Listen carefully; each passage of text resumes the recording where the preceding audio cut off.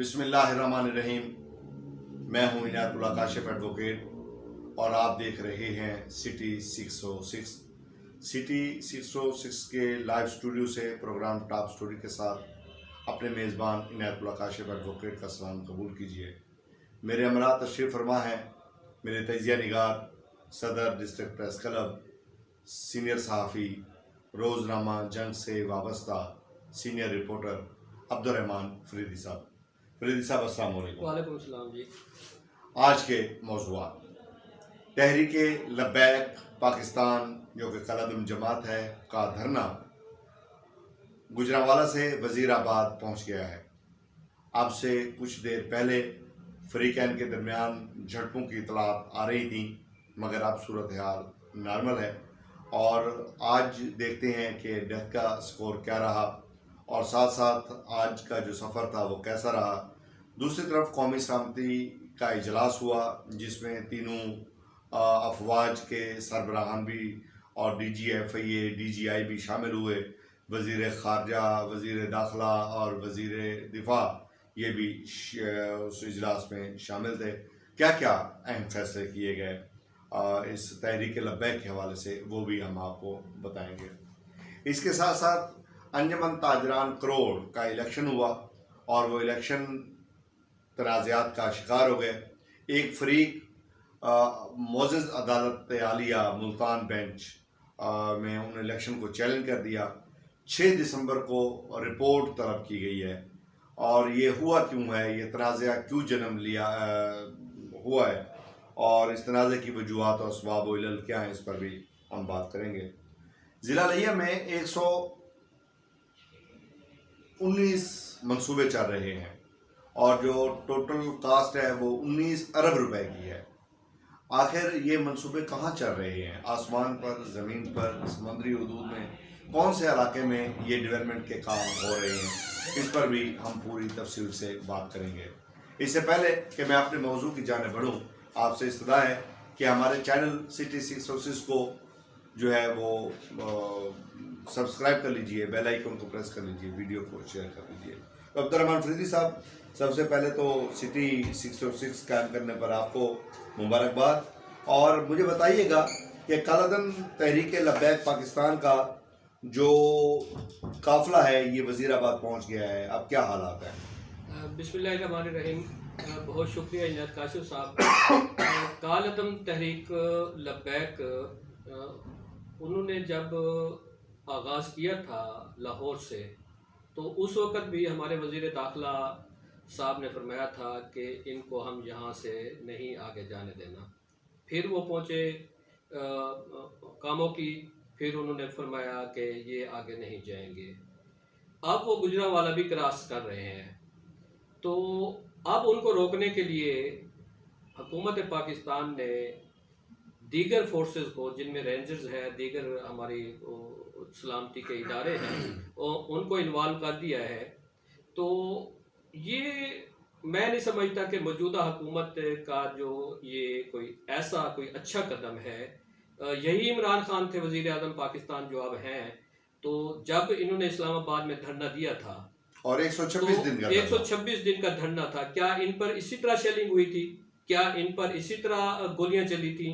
क्या इनके ऊपर इसी तरह इदारों ने क्रैकडाउन किया था? बल्कि अगर फरीदी साहब आपको भी याद होगा, नाजरीन फरीदी साहब आपको भी याद होगा, इन्होंने तो बिल जलाए थे, वहां पे बिजली के बिल जलाए थे, सिविल नाफरमानी की तहरीक का आगाज किया था, पीटीवी पे हमला कर दिया था, सुप्रीम कोर्ट पे चढ़ दौड़े थे, वजीर आजम हाउस पे कब्जा करने का हुक्म दे दिया था। ये तो यहाँ तक पहुंच गया। देखे ना, ये इन्होंने अपने कंटेनर पर जब ये सवार थे उस वक्त इन्होंने हुकूमत मुखालिफ जितने भी इनके पास ऑप्शंस थे इन्होंने इस्तेमाल किए।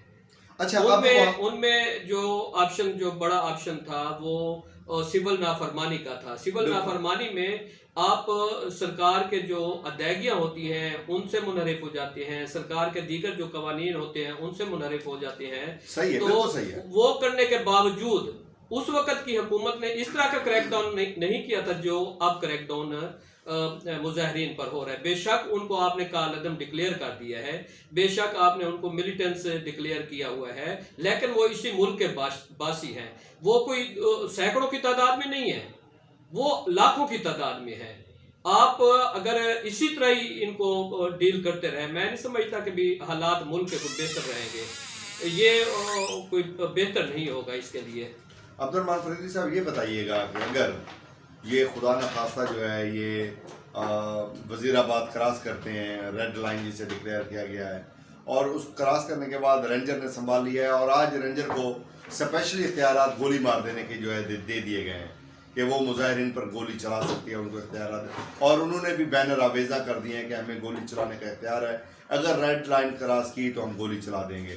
अगर ये गोली चल जाती है लाखों लोगों पर, तो फिर क्या मंजर क्या देखते हैं? आपको क्या लगता है कि ये गोली चला देंगे और ये क्या होगा, क्या क्या मंजर? देखिए जी, मैं तो एक चीज़ समझता हूँ, हमारे जो इदारे हैं, हमारे जो सलामती के इदारे हैं, जिसमें पाकिस्तान रेंजर्स है, पाकिस्तान आर्मी है, हमारी पुलिस है, और हमारे दीगर जो सलामती के इदारे हैं, ये हम लोगों के तहफ़्फ़ुज़ के लिए बने हुए हैं। ये हमें तहफ़्फ़ुज़ देने के लिए है, हमारे लिए आसानियाँ पैदा करने के लिए है। अब मैं नहीं समझता कि भी रेंजर्स कोई इंतहाई कदम उठाएगी इस मौका पर। क्या कितने लोगों को मारेंगे ये? अगर उठा देते हैं, अगर उठा देती है, तो मैं समझता हूँ ये इंतशार फिर शहर शहर में फैल जाएगा। ये इंतशार फिर गुजरांवाला की हदूद तक महदूद नहीं रहेगा। आपको याद होगा, आपको पता है, अगर आपने अभी सुना है या किसी से आपका राब्ता हुआ है, तो कराची में भी धरना दे दिया गया है। वहाँ की मजहबी जमातों ने वहाँ धरने की क़यादत शुरू कर दी है। इसी तरह भी हमारी सियासी जमातों ने धरने के ये जो एहतजाज की हिमायत में तमाम ने स्टेटमेंटें दे दी हैं। मौलाना फजल रहमान की स्टेटमेंट आ गई है, बिलावल भुट्टो जरदारी की स्टेटमेंट आ गई है, और सबसे अहम मुफ्ती तकी उस्मानी का स्टेटमेंट आ गया है। उन्होंने कहा कि ये इस तरह तदबीर से काम लें, आप तकब्बुर से काम ना लें, तदबीर से काम लें। तो ये इनको हुकूमत को सोचना होगा और अपने रवैये पर जो है ना वो तब्दीली लानी होगी। और नाज़रीन कराम, मैं यहाँ पर एक बात ऐड करना चाहूँगा, वो ये कि अगर खुदा न खास्ता ये गोली चला दी जाती है और मैसिव पैमाने पे चला दी जाती है, तो एक बड़ा इंसानी सानिया जन्म ले सकता है, और ये हुकूमत के डबोने के लिए एक बहुत बड़ा सबब होगा। इससे जमहूरियत डिरेल भी हो सकती है, इससे जमहूरियत को भी नुकसान पहुँच सकता है, इससे इदारों को तो नुकसान होना ही होना है, वो तो हो भी रहा है, मज़ीद भी होना है।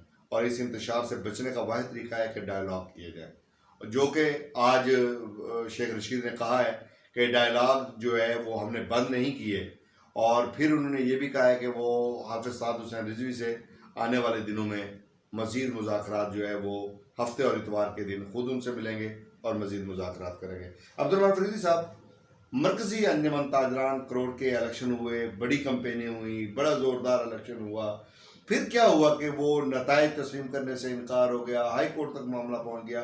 ये क्या हुआ है? बड़ा जोश खरोश था इलेक्शन में, फिर बड़ी शानदार वो जी, ये तहरीक चली। हमारे मुल्क की एक रिवायत है और हमारी सियासी जमातों की भी रिवायत है। जो रिवायात सियासी जमातों की चलते चलते हम तक पहुंची है, वो ये है कि नताइज को तस्लीम ना किया जाए। सही। अच्छा, जब एक पार्टी हारती है, एक जीतती है, जीतने वाली पार्टी जश्न मनाती है, हारने वाली पार्टी नतायज को तस्लीम ना करने का ऐलान करती है। अच्छा, अब अंजुमन ताजरान करोड़ के जो इलेक्शन है जी, ये दो ग्रुप इसमें हिस्सा ले रहे थे। सही। एक ग्रुप नया क्रिएट हुआ है, अब्दुल मनान वाला, और दूसरा ये पुराना ग्रुप है, मलिक मुख्तियार साहब का जो ग्रुप था, ये कई बरसों से इक्तदार पर मौजूद थे। ठीक हो गया। अच्छा भाई, आप इतनी मुद्दत से इक़्तिदार में हैं जी, आपके कोई खैर खा भी होंगे और बदखा भी होंगे। अब इलेक्शन के नतायज अगर आप नहीं मान रहे, वो क्यों नहीं मान रहे? क्या वहां ताजरों ने वोट नहीं डाला? अब वो कहते क्या है, उनका मौक़िफ़ क्या है? उनका मौक़िफ़ ये है कि भी ये नतायज गलत बनाए गए हैं, सियासी जमातों के कहने पे बनाए गए हैं। इसमें वहाँ PTI के जो MNA हैं, उनकी मर्जी से नतायज मुरतब किए गए, मुझे हरवा दिया गया है।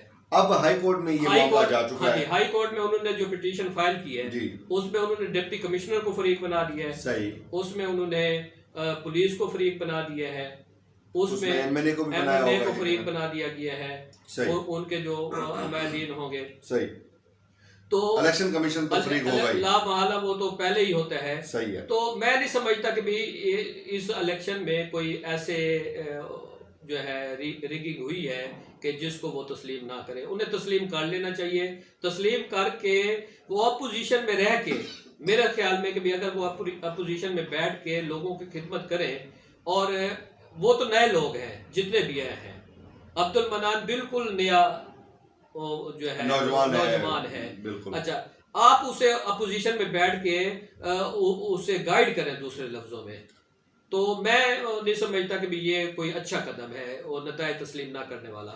मैदान की लड़ाई ऐवान में जा पहुंची है। देखते हैं 6 दिसंबर को अदालत आलिया मुल्तान बेंच ने रिपोर्ट तलब कर ली है। आने वाले वक्तों में यह इलेक्शन का ऊंट किस करवट बैठता है, आने वाले दिन जरूर इससे आगाही देंगे। अब्दुल मनान फरीदी साहब, जिला लिया बड़ा खुशकिस्मत जिला है जहां पर 119 स्कीमें चल रही हैं और 19 अरब रुपए से चल रही हैं। आप आज मेरे नाजरीन को ये ज़रूर बताएं कि ये 119 स्कीमें हैं कौन सी और कहाँ चल रही हैं, फिजा में या ज़मीन पर, समंदरों में, दरियाओं में, सहराओं में, ये चल कहाँ रही हैं? कोई हमें तो बताएं, हमने तो नहीं देखी कहीं कहीं पे कोई काम होता हुआ, आपने तो देखा होगा। देखिए जी, आज जो है ना गुज़श्ता रोज जो है जी, वो डिप्टी कमिश्नर ऑफिस लिया में 2 मीटिंगें हुई। अच्छा, एक मीटिंग हुई डिस्ट्रिक्ट कोऑर्डिनेशन कमेटी की, वाह माशाल्लाह, और एक मीटिंग हुई डिजास्टर मैनेजमेंट की। हाँ ये तो जबरदस्त कमेटी है डिजास्टर मैनेजमेंट। ये 2 मीटिंगें हुई। सही। जो डिस्ट्रिक्ट कोऑर्डिनेशन कमेटी में मीटिंग की ब्रीफिंग हुई वहाँ, जी, तो वहाँ ब्रीफिंग ये दी गई कि इस वक्त ज़िला लिया में 119 तरक्याती मंसूबे चल रहे हैं। उन मंसूबों पर हुकूमत पंजाब के 19 अरब रुपए खर्च होंगे। अच्छा, 19 अरब। सही। कोई मंसूबों की तफसील बताई गई है कि कौन कौन से हैं, कहाँ कहाँ हैं, कैसे हैं? सर देखे ना, मैं मंसूबे चल रहे हैं, मंसूबे उन्होंने कहा 119 मंसूबे हैं। कहाँ हैं ये? मैं मेरा तो सवाल ये उन मंसूबों की पोजीशन ये है जी, मुझे तो बतौर सहाफ़ी,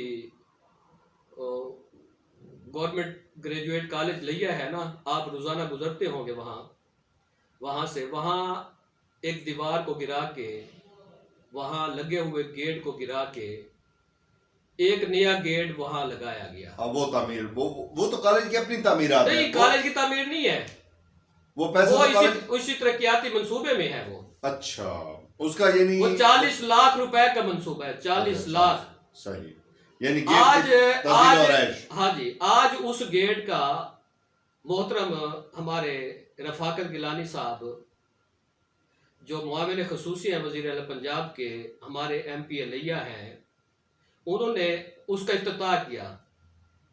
वो इफ्तिताह भी बड़ा बज़का खेस था। चलो इफ्तिताह हो गया। नहीं देखे ना, हमारे वो अवामी नुमाइंदे हैं, वो वहां पूछ सकते थे ना, भाई ये जो गेट पहले बना हुआ था, इस गेट को गिरा के नया गेट और नई दीवारें उसाड़ने का, नई दीवारें तामीर करवाने का क्या वजह थी? ये पूछना चाहिए ना। हमारी कौम का पैसा है, एक बनी हुई चीज को गिराने के बाद आप वहां आप नहीं बना रहे हैं। बिल्कुल ऐसे ही मंसूबे जिला लिया में चल रहे हैं। 19 अरब रुपए, अगर 19 अरब रुपए के तरक्याती काम हो जाए, आपको यही टूटे फूटे रोड नजर आएंगे। अब मुझे नहीं पता कि वो मंसूबे चल कहाँ रहे हैं।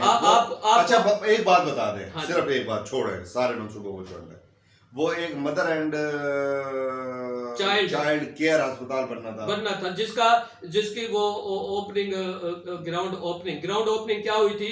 वो वजीर आजम पाकिस्तान जब लिया का दौरा फरमाया था उन्होंने, उसमें उन्होंने इफ्तिताह कर दिया। स्टेडियम में इफ्तिताह हो गया था ना। अब वो बन रहा है या नहीं बन रहा, ये बता दें। नहीं है, कहीं भी नहीं है, मुझे कहीं नजर नहीं आता। कोई और मंसूबा, बड़ा मंसूबा आपको नजर आ रहा जिन हो? मंसूबों का उन्होंने बात की थी, जी। लिया यूनिवर्सिटी की बात की थी, वो मुझे कहीं अभी तक नजर नहीं आई। बहादुर कैंपस को लिया यूनिवर्सिटी को तब्दील कर रहे हैं मेरे ख्याल में। भाई उसको वो कैंपस रहने दिया जाए, नई यूनिवर्सिटी बना दें आप, जिसका आप नोटिफिकेशन करवा रहे हैं, डायरेक्शन करवा रहे हैं, या हमारे एमपी साहब पता नहीं क्या क्या कुछ कर रहे हैं। सिर्फ नाम की तब्दीली करके क्या आपका वो तरक्याती मंसूबा बन जाएगा? आपका नाम वो लिखा जाएगा, सबका गवर्नमेंट का नाम खत्म हो जाएगा। नाज़रीन इकराम, ये था आज का हमारा प्रोग्राम।